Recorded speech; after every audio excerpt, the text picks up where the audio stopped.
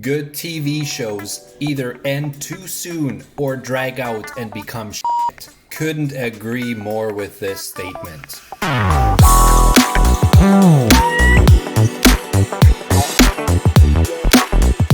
Welcome back. Hope you're all having a great Sunday. Today is our Sunday episode, Shower Thoughts Sundays. Shower thought is a loose term that applies to the types of thoughts that you might have while carrying out a routine task like showering, driving, or daydreaming. At their best, shower thoughts are universally relatable and find the amusing/interesting within the mundane. This description sums it up perfectly. That is exactly what we have planned for our Sunday episodes, to find something amusing or interesting within the mundane. So let's jump right into it. No one actually cares about the day they were born, but having one day where you're guaranteed to feel special is nice. I think this becomes more true the older that you get, especially when life starts to get busy.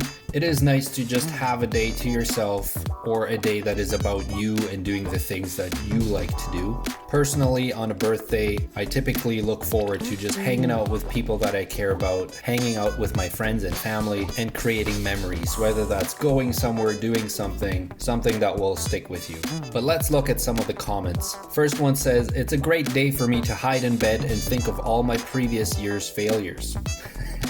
That doesn't exactly sound like a great birthday to me, but hey, whatever floats your boat. The fact that it is the top comment does indicate that a lot of people resonate with that one. Someone says, "I don't think it's guaranteed to feel special. If anything, it can feel the opposite." I guess there is some truth to that statement. Don't set the bar too high, never expect anything, so then you're also not disappointed. But let's move on to the next one. "We all hate when someone tells us to do something while we're already doing it.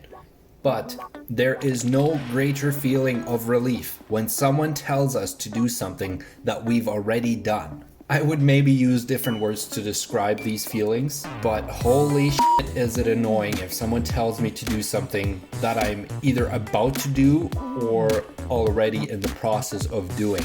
I guess in general, people don't like to be told what to do. For me personally, that is definitely the case. I hate being told what to do because in my mind, I think I'll figure it out myself what needs to be done and do it without having to be told what to do. But when somebody tells you to do something and you've already done it, it's kind of like a ha in your face feeling. I don't know if that sums it up for you, but that's exactly how I would feel. First comment says, "Or right before. Well, was just about to do that, but now I can't because you'll think I'm doing it because you said to." I can relate to that. I don't want the other person to think that they can just tell me what to do and I'll do it. Someone else says, "Nothing is worse than just starting something and someone telling you, and in a rude way, to do it. Like, you know what? I will never do it. Ever. Not even if hell freezes over. I will die without doing that thing, even though I was already planning on doing it." Or if they just stand there, like, waiting so they can watch you. Like, bitch, don't even. This comment is spot on. That's exactly how I would feel. Someone else says, "Clearly written by someone who didn't come from a dysfunctional family." I think they're referring to the very polite wording of the great feeling of relief when someone tells us to do something that we've already done. I don't know if relief is the correct word to be using here. "In school, they teach you that art is subjective, but they still grade you based on how good it is." Right? Never thought about this one actually. But isn't it true that art is subjective and the teacher basically gives you a grade based on their opinion of how good they think it is? There's no real right or wrong answer here. It's not like math or correct grammar. It's art. It's a drawing, or it's something that you've created or made, and somebody is grading you based on what exactly? But I'm just talking, I don't know anything about art, so any art majors, maybe you want to pitch in here. Maybe there is a way to grade art on how good or how bad it is. Be interested to know what kind of metrics are applied in this case. First comment says, "Subjectivity does not mean that there isn't such a thing as good and bad." Well, I think that's debatable though. Isn't that the whole idea of subjectivity? Someone else says, "They grade you on technique and applying what you learned, not how it looks." That makes a lot of sense actually. Op follows up and says, yeah, looking back, this was a stupid thought, but hey, I don't think it was a stupid thought. I mean, it does make sense. Someone else says, the opinion how good it is subjective. That is true. But hey, if you feel like you have an opinion on this, please comment down below and let's argue about art. This should be good. Someone says, having a job and not having a job both suck. Well, that really depends in my opinion. I mean, having a job really depends on what kind of job you have, and not having a job really depends on what's your financial status. I think that's what it comes down to, because if you're financially well off, you can go right ahead and do whatever it is that you want to do. Want to travel the world? Do that. You're not working, you don't have a job. But hey, if you have a job and you love it, that doesn't suck either. Reading through the comments, it pretty much sums up my thoughts. But hey, as always, links are in the description if you'd like to scroll through these and dive deeper into the comment section. I will leave links for all these shower thoughts down below.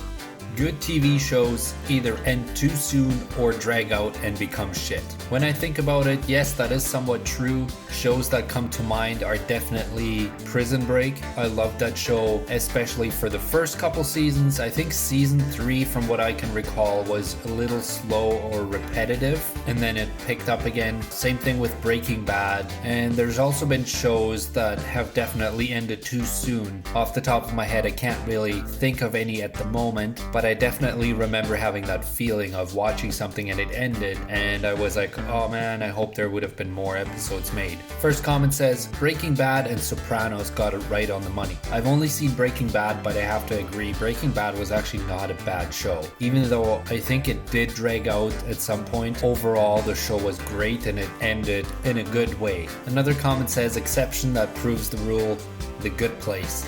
That is actually a really good show I enjoyed. It's really funny. Something you put on when you don't really want to think too much. You just throw it on and relax. But what's a show that you have watched that you think either ended too soon or that dragged out too much and just wasn't fun to watch anymore? Comment down below. And last shower thought of today is, the true test of a good pizza is how it tastes cold. When I read that, the first thing that came to my mind was Little Caesars pizza tastes like cardboard when it's cold. I don't mind their pizza when it's fresh and hot and you're really hungry. In no way is it a great pizza or even a good pizza, I guess, compared to a lot of other options. But that is one pizza I do not enjoy eating cold. Generally, I love cold pizza if it's a well-made pizza, but that one would definitely be at the top of the list. I would not want to eat cold. First comment says, cold pizza and hot pizza are two different foods. I guess you could look at it that way. Someone says Papa Murphy's pan pizza is pretty bad hot, but amazing cold.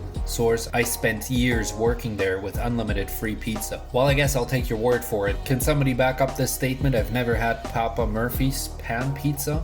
Personally, is it as good cold as this guy claims? Someone says same with coffee. I think in either case it's a very personal opinion or preference, because I know people that will not drink cold coffee or not eat cold pizza. I mean, for me personally, I like either one, cold or hot, but I guess this person makes a point when he says you would know if it's good coffee when it tastes good cold. But that is it for our Shower Thoughts Sunday episode. Thanks for joining again. Hope you enjoyed this video. As always, links are in the description down below. Leave a comment and join the conversation. Thanks for watching, and we'll see you in the next video.